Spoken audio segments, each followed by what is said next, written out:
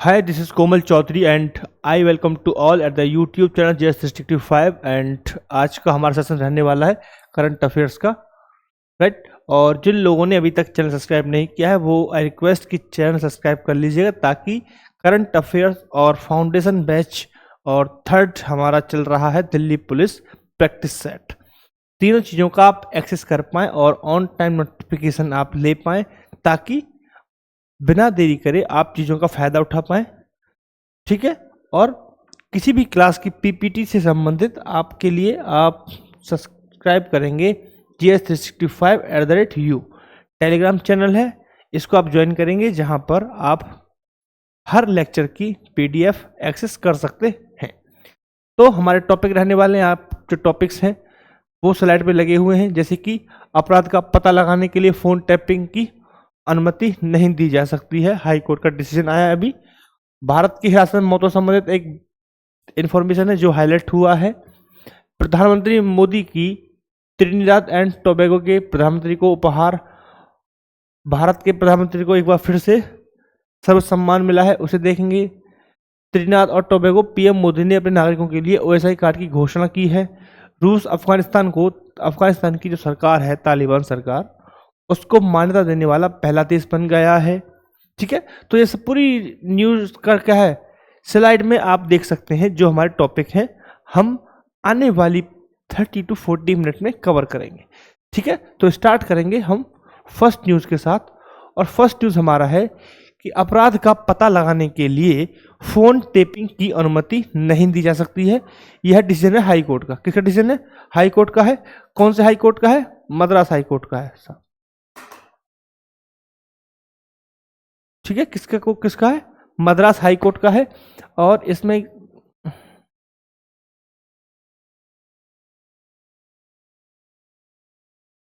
ठीक है, तो यहाँ पे मद्रास हाई कोर्ट ने एक धारा 100 अधिनियम 185 की धारा 5(2) के दायरे को विस्तार करने से इनकार कर दिया है, जिसमें कहा गया था कि अपराधों की जानकारी के लिए, अपराधों का पता लगाने के लिए राज्य सरकार या केंद्र सरकार क्या कर सकती हैं? फोन टेपिंग का सहारा ले सकती हैं। अब उसका क्या कर दिया? विस्तार करने से हाई कोर्ट ने मना कर दिया है, ठीक है। उस न्यायालय ने माना है कि कानून के विस्तार के लिए न्यायपालिका नहीं बल्कि विधायिका जिम्मेदार है, यानी कानून बनाने का काम किसका है? विधायिका का है, ना कि न्यायपालिका का है। जैसा कि आप सभी को पता है, KM पुट्टुस्वामी केस 2017 में निजता के अधिकार को मौलिक अधिकार के रूप में घोषित कर दिया था, राइट। ये बात आप सभी को पता है, क्लियर, बहुत अच्छे से, राइट। अब हम चलेंगे नेक्स्ट न्यूज़। बहुत ही छोटी छोटी न्यूज़ हैं, ठीक है। तो इसलिए स्लाइड कभी कभी ऐसा देखने में लगता है जब हम बात करते हैं टॉपिक्स का कि बहुत सारे टॉपिक हैं, बट न्यूज़ बहुत छोटी छोटी होती है और उसमें हम बहुत इंपॉर्टेंट चीज़ें ही रखते हैं। ऐसा नहीं बहुत फालतू चीज़ें। ये द हिंदू का पूरा कटिंग है, ठीक है। द हिंदू का पूरा न्यूज़ है, अब पूरा न्यूज़ नहीं रख सकते ना भाई न्यूज़, तो इसलिए क्या है बस जो इंपॉर्टेंट चीज़ें वो रखी हैं, राइट। आइए नेक्स्ट, भारत में हिरासत में मौत है। तमिलनाडु के शिवमंगा जिले में हाल ही में हुई हिरासत में मौत ने एक बार फिर से व्यवहार और पुलिस हिरासत में व्यक्तियों के साथ व्यवहार के मुद्दे पर ध्यान आकर्षित किया है। ये बात आप सभी को पता है, किसी से छुपी नहीं है कि भारतीय पुलिस किस तरीके से व्यक्तियों के साथ और जो उनके पूछताछ के लिए बुलाया जाता है व्यक्तियों को, उनके साथ व्यवहार करती है। यहाँ तक कि जनरली रोड पर भी, जनरली आप पुलिस थाने में चले जाओ तो किस तरीके से व्यवहार करते हैं, यह बात किसी से छुपी नहीं है। तो उसी घटना में एक और बड़ी घटना हुई है तमिलनाडु के शिवमंगा जिले में, जहां पर क्या हुआ, एक व्यक्ति की मौत हो गई है हिरासत में, ठीक है। हिरासत में मौत का क्या अर्थ है कि पुलिस या न्यायिक हिरासत में, यानी कि तो पुलिस क्या है, एक तो न्यायिक हिरासत होती है, एक होती है जेल। या न्यायिक हिरासत की बात की जा रही है, पुलिस कस्टडी की बात की जा रही है, दोनों की यहाँ पे बात की गई है। ऐसी स्थिति में अगर किसी व्यक्ति को मौत होती है तो उस व्यक्ति को बोला जाता है हिरासत में मौत होना, ठीक है। जैसे कि लिखा हुआ है कि पुलिस की पूछताछ के दौरान मौत हो या 2 सदी के बाद भी मौत हो तो उसको बोला जाता है हिरासत में मौत। अगर हम इसे संबंधित आंकड़ा में साझा करूँ आपके साथ, तो आप देखिए, ये विकिपीडिया का है, क्या स्थिति है भारत की। इसमें देखिए, आप एक बार थोड़ा जूम करने की कोशिश करूंगा मैं ताकि आपको बहुत क्लियर तरीके से दिख जाए, है ना। देखो अभी दिखाता हूँ, पढ़ के सुनाऊंगा। भारत में हिरासत में होने वाली मौतों का उल्लेख पुलिस हिरासत में हुई मौतों और न्यायिक हिरासत में उन व्यक्तियों की मौतों से भी हो सकता है जो मुकदमे से गुजर रहे हैं या सजा काट रहे हैं। अगर हम बात करें वित्तीय वर्ष 2021 और 22 में भारत के राष्ट्रीय मानव अधिकार आयोग ने बताया है कि 2022 तक न्यायिक हिरासत में कितनी मौत हुई है, 2152 मौत हुई हैं, जबकि पुलिस हिरासत में 155 मौतें हुई हैं। और ये डाटा किसका है? कोई विदेशी कंपनी का डाटा नहीं है, ये भारत के राष्ट्रीय मानव अधिकार आयोग का डाटा है। वहीं 2022 में अगर हम बात करें तो वहीं अगर हम 2019 की बात करें तो 1606 मौतें हुई थी और 125 मौतें हुई हैं पुलिस हिरासत में। यानी कि जो मौतों की संख्या है वो बढ़ी है, घटी नहीं है बाबूजी। यानी कि संसाधनों का जो प्रयोग है, शक्तियों का प्रयोग, दुरुपयोग बढ़ा है, घटा नहीं है। ठीक है, इस तरीके से। और पुराना थोड़ा देखोगे पीछे तो वो अब कम होता जा रहा है। यानी कि हम देख पा रहे हैं कि जो हिरासत में मौतें हैं वो लगातार बढ़ रही हैं। यानी कि इस पर संज्ञान लेने की जरूरत है। ठीक है, तो ये कोई ऐसा नहीं है, कोई वैसा पेज है, विकिपीडिया का पेज है, आप भी एक्सेस कर सकते हैं, आप जाके सर्च कर सकते हैं। देखो, ठीक है, स्क्रीनशॉट ही है, कुछ नहीं है, राइट। अब हम बात करेंगे नेक्स्ट न्यूज की तरफ। नेक्स्ट न्यूज हमारा है कि प्रधानमंत्री नरेंद्र मोदी की त्रिनिदाद एंड टोबैगो के प्रधानमंत्री के साथ को उपहार दिया। क्या दिया गया है? प्रधानमंत्री नरेंद्र मोदी ने त्रिनिदाद और टोबैगो के प्रधानमंत्री कमला प्रसाद विशेषर को महाकुंभ से संगम और सरयू नदी का पवित्र जल और राम मंदिर की प्रतिकृति भेंट की गई है। यानी कि जो संगम का जल है महाकुंभ का, वो जल और जो राम मंदिर की जो क्या है प्रतिकृति, यानी कि राम मंदिर की एक क्या है मूर्ति, जैसे समझ लो राम मंदिर का पूरा स्ट्रक्चर है, उसका छोटा मूर्ति जैसा, ठीक है, वो गिफ्ट में दिया है। त्रिनिदाद और टोबैगो के प्रधानमंत्री कमला प्रसाद विशेषर के पूर्वज बिहार के बक्सर में रहते थे। यानी कि जो टोबैगो है उसके अगर प्रधानमंत्री की बात करें तो उनके प्रधानमंत्री के पूर्वज बिहार के रहने वाले थे, जो 1999 के बाद भारत के प्रधानमंत्री दूसरा। ठीक है, क्लियर। नेक्स्ट न्यूज क्या है? नेक्स्ट पॉइंट क्या है कि 1999 के बाद से यह किसी भारतीय प्रधानमंत्री की कैरेबियाई देश की पहली यात्रा है। ठीक है, यानी कि 1999 में पहली बार यात्रा हुई है, उसके बाद पहली यात्रा है। ठीक है, नेक्स्ट न्यूज क्या है कि प्रधानमंत्री नरेंद्र मोदी को त्रिनिदाद और टोबैगो का सर्वसम्मान मिला है। यानी कि एक और देश जुड़ गया है जिसने भारत के प्रधानमंत्री को अपने यहाँ का सर्वसम्मान दिया है। ठीक है, तो प्रधानमंत्री नरेंद्र मोदी ने अपने 5 देशों के दौरे के दूसरे चरण में त्रिनिदाद और टोबैगो की यात्रा की है। ठीक है, और विशेष पीएम मोदी को देश के सर्वसम्मान इन्हें दिया गया है। क्या नाम है उसका? क्या नाम है सम्मान का? सम्मान का नाम है order of the Trinidad and Tobago. Order of the Trinidad and Tobago. ठीक है, तो आप ये याद रखेंगे क्योंकि हाल ही में दिया गया है, तो आप ये छोड़ नहीं सकते। 2008 में स्थापित order of the Trinidad and Tobago ने देश के लिए विशिष्ट और उत्कृष्ट सेवा के लिए ट्रिनिटी क्रॉस की जगह ली है। यानी पहले क्या दिया जाता था इसकी जगह? पहले दिया जाता था विशिष्ट और उत्कृष्ट सेवा के लिए ट्रिनिटी क्रॉस दिया जाता था पहले। अब क्या दिया जा रहा है? अब दिया जा रहा है order of the Trinidad and Tobago. ठीक है साहब, क्लियर है पॉइंट। अब आएंगे हम नेक्स्ट न्यूज की तरफ। अब यहाँ पे हम थोड़ा सा मैप देख लेंगे कि आपने हो सकता है कुछ लोग ऐसे हों जिन्होंने पहली बार टोबैगो का नाम सुना हो, क्योंकि हम सिर्फ बात करते हैं जियो इकोनॉमिक्स में रसिया, हम बात करते हैं यूएसए, हम बात करते हैं चाइना, हम बात करते हैं पाकिस्तान, बात करते हैं बांग्लादेश, बात करते हैं नेपाल, भूटान, है ना, आसियान कंट्रीज, सिंगापुर, इधर से ऑस्ट्रेलिया, आप न्यूजीलैंड पकड़ लो, है ना, दक्षिण अमेरिका के कुछ देश पकड़ लो। लेकिन कुछ द्वीपीय देश हैं, बहुत छोटे देश हैं, जिन्हें मैप पर देखना बहुत भारी एकदम टास्क हो जाता है, ऐसे देशों का पता नहीं चलता। ठीक है, तो लोकेशन के रूप में आप देख सकते हैं, तो ये दक्षिण अमेरिका का जो वेनेजुएला है उसके ऊपर पड़ेगा। ठीक है, तो ये इनका लोकेशन है। ये इनकी राजधानी है पोर्ट ऑफ स्पेन। क्या राजधानी है? पोर्ट ऑफ स्पेन इसकी राजधानी है। ठीक है साहब, क्लियर। अब बढ़ेंगे आगे। त्रिभाषा फॉर्मूला। त्रिभाषा फॉर्मूला क्या है? कोठारी आयोग की रिकमेंडेशन के बाद इसको लाया गया था। कोठारी आयोग की रिकमेंडेशन के बाद इसे लाया गया था 64 और 66 के समय पर। ठीक है, इसका उद्देश्य क्या है? इसका उद्देश्य क्या है कि एक व्यक्ति को अपनी जो मातृभाषा है वो सीखो, ठीक है, इंग्लिश सीख लो और साथ में हिंदी भी सीखो। इससे क्या है कि जो लैंग्वेज थोपने का जो कॉन्सेप्ट एक क्या होता है, मिस भावना, क्या बोलेंगे, दुर्भावना या दुर्प्रचार जिसे कहते हैं, वो किया जाता है, उससे बचा जा सकता है। इसीलिए त्रिफॉर्मूला की बात की जा रही है, त्रिभाषा फॉर्मूला की बात की जा रही है, जो हमें राष्ट्रीय शिक्षा नीति 2020 में भी देखने को मिलती है, जो अधिक लचीलापन प्रोवाइड कराती है। ठीक है साहब, क्लियर पॉइंट। चलो नेक्स्ट बढ़ते हैं। नेक्स्ट हमारा त्रिनाद और टोबैगो, पीएम मोदी ने अपने नागरिकों के लिए ओएसआई कार्ड की घोषणा की है।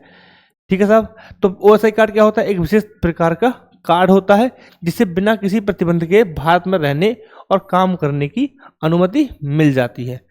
त्रिनाद और टोबैगो कैरेबियन क्षेत्र में यूपीआई अपनाने वाला पहला देश बन गया है। यह है important news, factual important news हो गई कि त्रिनिदाद और टोबैगो पहला कंट्री बन गया है जिसने यूपीआई कार्ड को, सॉरी, यूपीआई सिस्टम को अप्रूव दिया है। और कौन सा देश है ये? कैरेबियन देश है। ठीक है साहब, क्लियर पॉइंट है। चलो अब आते हैं नेक्स्ट न्यूज की तरफ, और नेक्स्ट न्यूज हमारा है, बहुत ही इंपॉर्टेंट न्यूज रहने वाला है। क्या कि रूस अफगानिस्तान की तालिबान सरकार को मान्यता देने वाला प्रथम देश बन गया है। रूस अफगानिस्तान को मान्यता देने वाला प्रथम देश बन गया है। ठीक है, तालिबान कब सत्ता में आया था बताओगे कोई? तालिबान 2021 में सत्ता में आया था।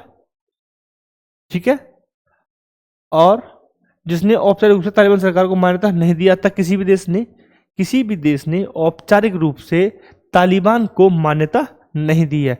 ऐसा करने वाला पहला राज्य कौन सा बना है? तो पहला राज्य बना है रूस। ठीक है, रूस ने तालिबान सरकार को मान्यता दे दी है और अपने यहाँ एम्बेसीज को अलाउ कर दिया है। तो ये न्यूज़ थी, आप याद रखेंगे कि तालिबान सरकार को सबसे पहले मान्यता किसने दी थी अफगानिस्तान में। ठीक है, तो कौन सा देश है? रशिया। किसी भी अन्य देश ने औपचारिक रूप से मान्यता सरकार को नहीं दी है। ये क्लियर है पॉइंट, क्लियर है पॉइंट। फिर आएंगे जिसने अगस्त 2021 में सत्ता पर कब्जा कर लिया था, और जब अमेरिका नेतृत्व वाली सेना ने 20 वर्ष युद्ध के बाद अफगानिस्तान से अराजकता के साथ वापसी की थी। ठीक है, तो ये आपको पता होगा जब कितनी बुरी स्थिति थी जब यूएसए की आर्मी अफगानिस्तान को छोड़कर चली गई थी, तो क्या स्थिति थी लोगों की, है ना। तो वो सब चीजें एक तरफ करके रसिया ने तालिबान सरकार को मान्यता दे दी है। कुछ नहीं है, सब जियो पॉलिटिक्स का गेम चल रहा है। जहां मेरा फायदा वहां मैं काम कर रहा हूं। मुझे फर्क नहीं पड़ रहा है कि अफगानिस्तान में क्या हो रहा है, मुझे फर्क नहीं पड़ेगा कि चाइना में क्या हो रहा है। मेरा इंटरेस्ट है तो मैं करूंगा, मेरा इंटरेस्ट नहीं है तो नहीं करूंगा। इसलिए हम भी अपनी वार्ता बढ़ा दिए हैं, और एम्बेसीज तो नहीं है लेकिन क्या है, कल्चरल एक्सचेंज वाला ऑफिस हमारे यहाँ भी है। ठीक है, मतलब अभी स्टार्ट होने वाला है, बात चल रही है, वार्ता का दौर चल रहा है, राइट। ठीक है साहब, अब हम आएंगे नेक्स्ट न्यूज की तरफ। एक मिनट, मैंने हटा दिया। नेक्स्ट न्यूज हमारा है कि इंदौर ने क्यूआर कोड के साथ भारत की पहली डिजिटल हाउस एड्रेस परियोजना शुरू की। तो भाई मेरे याद रखने चीज क्या है कि डिजिटल हाउस एड्रेस की योजना किस स्टेट के द्वारा लॉन्च की गई है? तो किसके द्वारा लॉन्च की गई है? ये लॉन्च की गई है इंदौर के द्वारा। किसके द्वारा? इंदौर के द्वारा इसे लॉन्च किया गया है। ठीक है, क्यूआर कोड। इसमें क्या होगा, मध्य प्रदेश में इंदौर नगर निगम ने डिजिटल हाउस एड्रेस परियोजना शुरू की है। अधिकारियों का दावा है कि यह देश में इस तरह की पहली पहल है। इस परियोजना में शहर के हर घर के बाहर एक क्यूआर कोड लगा होगा, ठीक है, जिसके साथ विशेष प्लेट लगाना शामिल है। इसका उद्देश्य क्या है? नागरिक सेवाओं को डिजिटल तकनीक से जोड़कर स्मार्ट प्रशासन को सशक्त बनाना है। यानी कि डिजिटल एड्रेस की तरफ हम जा रहे हैं। यानी घर के आगे क्यूआर कोड लगा दीजिए और डिटेल लगा दीजिए, स्कैन कीजिए, आपका एड्रेस, काम खत्म। ठीक है साहब, ये हो गया। अब बढ़ेंगे हम नेक्स्ट न्यूज की तरफ। बहुत ही छोटी छोटी न्यूज है, फैक्चुअल इंफॉर्मेशन है, समझाने के लिए कुछ है नहीं, तो भाई बस पढ़िए और आगे बढ़िए। ठीक है, पीडीएफ मिल जाएगा GS365@4U। कहाँ मिलेगा? GS365 4 4 नहीं, @u दोबारा लिखना बेटा, GS365 @u, ये है करेक्ट। ठीक है, अब नेक्स्ट हमारा है सब लेफ्टिनेंट आस्था पूनिया। कौन? सब लेफ्टिनेंट आस्था पूनिया भारतीय नौसेना की पहली महिला फाइटर पायलट बनी है। ठीक है साहब, इसी के साथ मुझे बताएंगे आप भारत की पहली एयर फाइटर कौन है? Air fighter, air women fighter है ना, एयर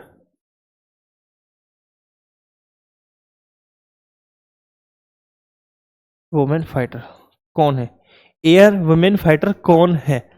ठीक है, 3 लड़कियों के नाम थे यहाँ पर, 3 फाइटर्स हैं जिन्होंने एक साथ ये कारनामा किया था। आप मुझे बताएंगे कौन कौन है वो। ठीक है, चलो, तो इन्होंने कहा मिला है सशस्त्र बलों में लैंगिक समानता के लिए एक ऐतिहासिक क्षण में सब लेफ्टिनेंट आस्था पूनिया। कौन है?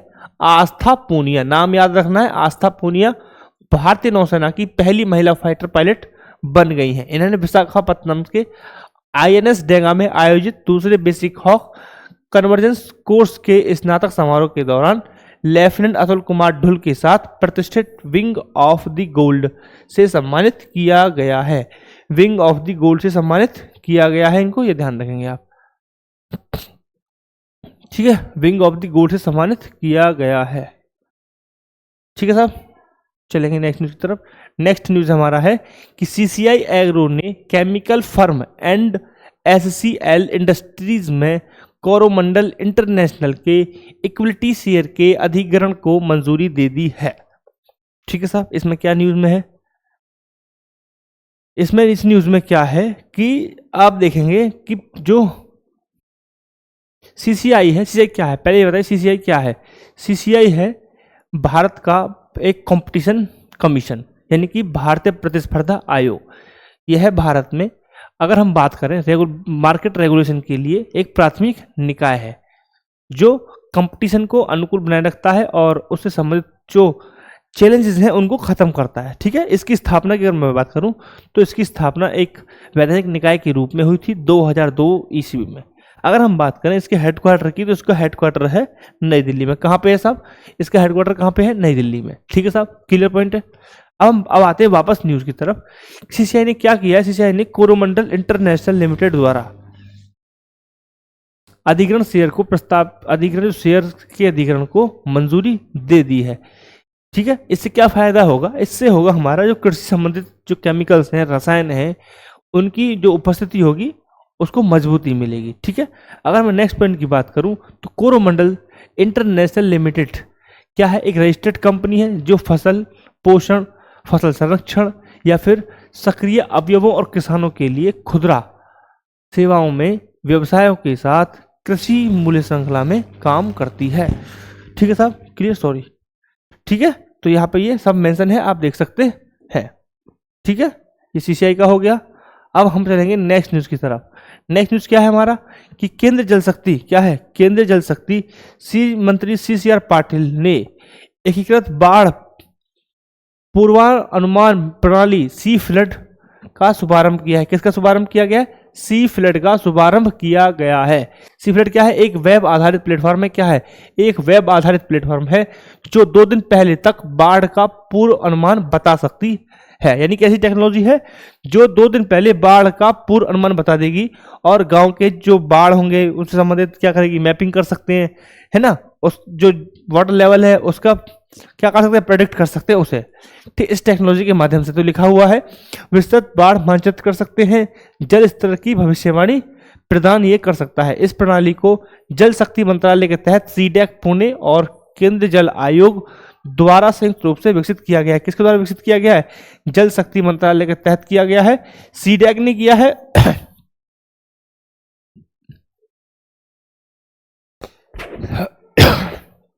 तो सीडैक ने किया है पुणे में और केंद्रीय जल आयोग द्वारा इसे किया गया है। इसका उद्घाटन श्रम शक्ति भवन नई दिल्ली में हुआ था। कहां पे हुआ है उद्घाटन? कहां पे हुआ है उद्घाटन? उद्घाटन हुआ है श्रम शक्ति भवन नई दिल्ली में, इसका उद्घाटन किया गया है। ठीक है, आगे बढ़ते हैं नेक्स्ट न्यूज की तरफ। एक सेकंड, क्यों नहीं जा रहा? नेक्स्ट न्यूज की तरफ बढ़ते हैं आगे। नेक्स्ट न्यूज हमारा है, पहले से पढ़ लो। और सी फ्लेट राष्ट्रीय और क्षेत्रीय अध्ययन से जुड़े डेटा को एक डिसीजन समर्थन लॉजिस्टिक में शामिल किया गया है। ठीक है, वर्तमान में यह महानदी, गोदावरी और तापी नदी, अगर क्वेश्चन मेरे पास ये आ जाए कि सी फ्लड जो प्रोजेक्ट है अभी में वर्तमान में किन नदियों को कवर कर रहा है, तो किनको कर रहा है? महानदी को, महानदी, गोदावरी,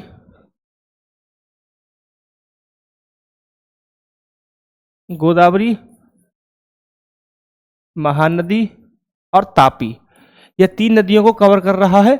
आने वाले समय में और नदियों को भी कवर करेगा। ठीक है, क्लियर पॉइंट, ये लिखा हुआ है। अब आते हैं हम नेक्स्ट न्यूज। इतना ही था आज के लिए। Thank you very much for the watching this video. I hope आपको मजा आया होगा। वीडियो की लेंथ थोड़ी छोटी इसलिए है क्योंकि सभी डाटा लिखा हुआ होता है और ये डाटा किसी बुक से आपको नहीं मिलेगा। ये डाटा बहुत से न्यूज़पेपर को खंगालने के बाद मिला है और इसे बनाने में बहुत मेहनत लगी है। So thank you very much for the watching this video. Good luck.